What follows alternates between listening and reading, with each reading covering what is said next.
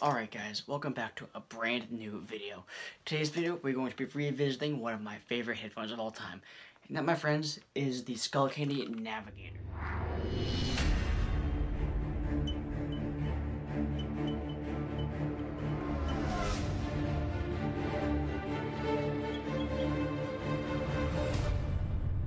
Alright, so these were released quite a while back from Skullcandy. I forget exactly, but probably 2012, I think. I forget exactly, maybe even later than that.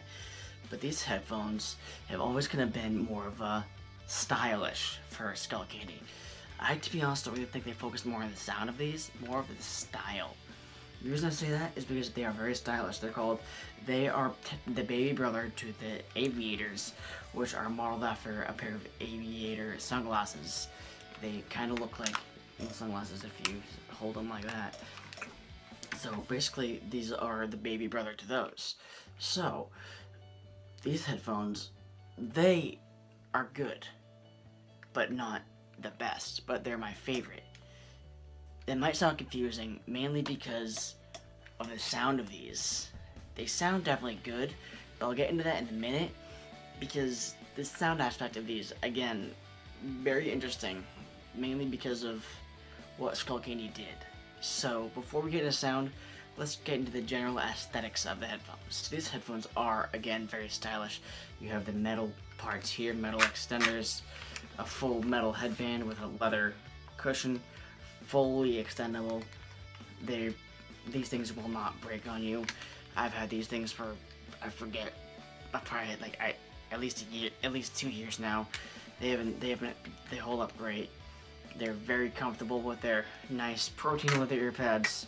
It's not the best feel with my hat on, but still, they are a great pair of headphones for style at least. One thing I'm not too crazy about is the auxiliary cord, because this is a 2.5mm mini jack to a 3.5mm jack, which is a proprietary cable. So if you want to get a new cable, unfortunately you have to go to Skullcandy, but you can get this for free.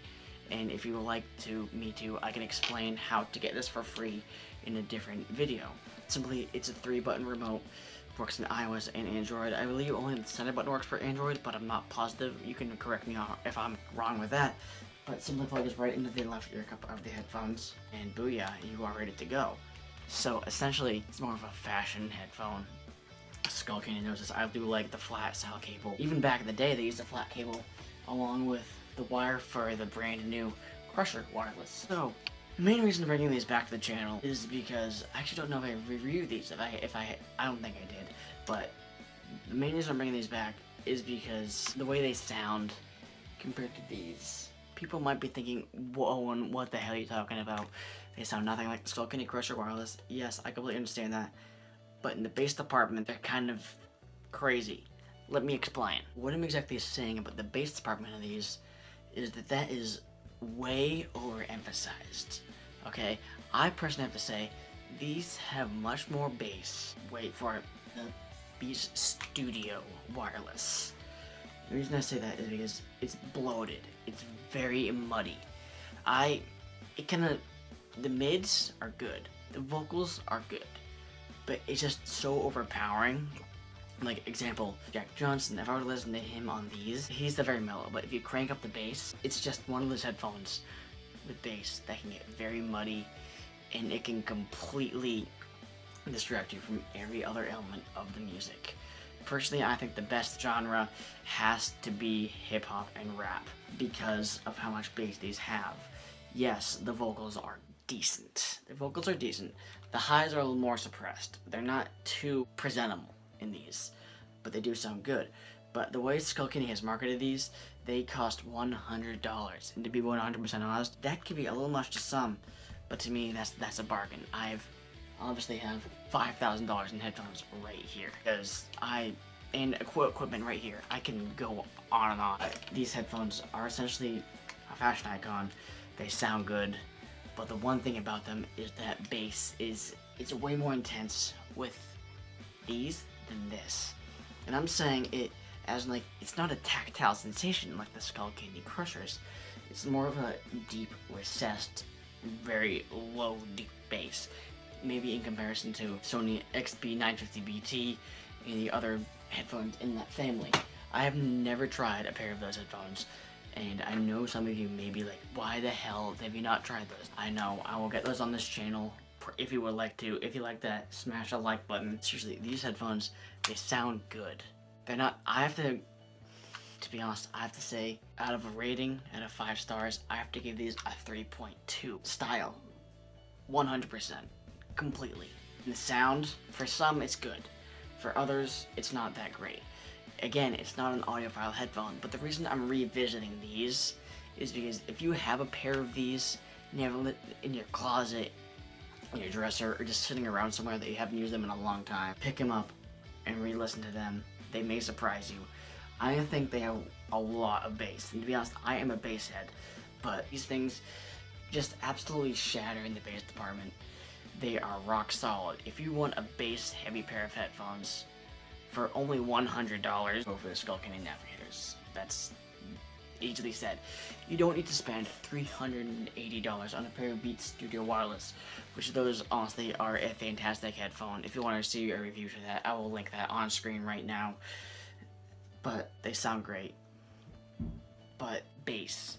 Bass, bass, bass. That's what dominates with these. Again, it's not a tactile sensation, but these in the bass department is very heavy. So I have to give these 7.5 out of 10 from my personal opinion. Yes, they sound fantastic, but the bass is way too much. To be honest, for me, way too much bass. Are you kidding me? That's not possible. But to be honest, it can be with some headphones, and I think that is ridiculous. But again, these are more suitable for fashion. They do look good, they sound decent, but for $100 you can obviously do a lot better. They sound good. Way too much bass for some, but for me, I think it's cool. It has that very low frequency, like it's almost as if a subwoofer is in there in the room with you. In the back corner, you hear that beat drum, you feel that low rumble. It's not the same as the Skullcandy Crushers, but it is a different experience. If you have never tried these, I will link them in the description, the Amazon link down below to where to find these.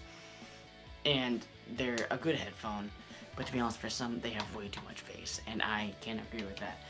But revisiting these, they do sound good, but for some, way too much bass. I personally have to say there are way too much bass in these, but again, great headphone. Sound-wise, decent. Looks-wise, A+. Skullcandy, you guys do absolutely fantastic with their products. Again, I keep saying Skullcandy is fantastic. It's because they are. They manufacture headphones that sound great, that look great, that are just appealing to the consumer's eye. But these, for some, may not be they're not for everybody. Everybody is a music critic. But for these, I would go for more of a bass dominant artist. Skullcandy, you do great.